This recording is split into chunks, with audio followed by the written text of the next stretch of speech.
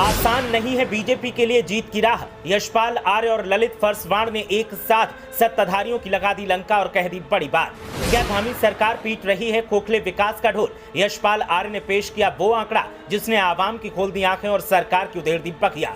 न सीएम धामी ने ऐसा सोचा था और न आला कमान को ऐसी उम्मीद थी। नेता प्रतिपक्ष और पूर्व विधायक ने उस रग को छेड़ा जिसकी तड़प न दिखा सकती है सरकार और न छुपा सकती है सरकार। प्रकृति के वरदान से घिरे उत्तराखंड का दुर्भाग्य कहें या फिर फूटी किस्मत कि सरकारें आईं और चली गईं, लेकिन हालात परिवर्तन कभी ना हो सका।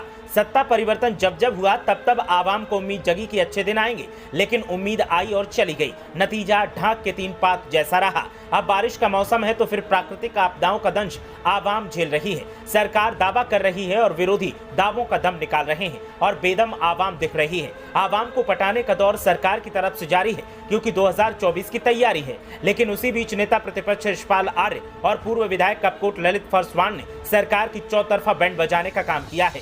तेज तर्रार नेता ललित फर्सवाण आपदा प्रभावित इलाकों में लगातार जायजा ले रहे हैं। फर्सवाण ने 2 दिन तक कांडा कामस्यारी घाटी में लोगों से मुलाकात की और उनकी समस्याओं को समझा।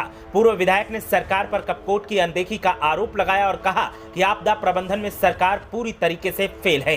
तो वहीं नेता प्रतिपक्ष यशपाल आर्य ने राज्य सरकार पर निशाना साधा और आरोप लगाया कि सरकार की लापरवाही और सुस्ती जनता पर भारी पड़ रही है। यशपाल आर्य ने कहा कि मानसून के पहले चरण में हुई बर्बादी ने सिद्ध कर दिया है कि सरकार आपदा प्रबंधन में पूरी तरीके से असफल है। उन्होंने कहा कि पहली बारिश में देहरादून समेत मैदानी जिलों का जल भराव हो या पहाड़ी जिले चमोली में बिजली के करंट की मानव जनित आपदा से 16 निरीह लोगों की मौत, हर घटना में सरकार की घनघोर लापरवाही और कर्तव्यहीनता उजागर हुई है।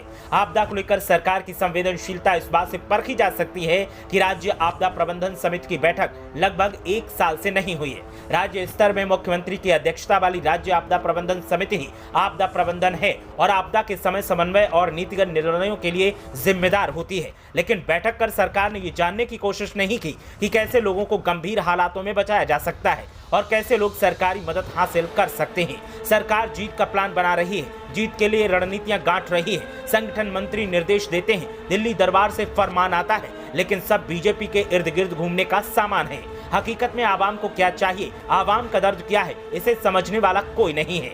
और अगर यही हाल रहेगा तो फिर आवाम भी बीजेपी को सिरे से नकार देगी। ब्यूरो रिपोर्ट, देवभूमि अपडेट।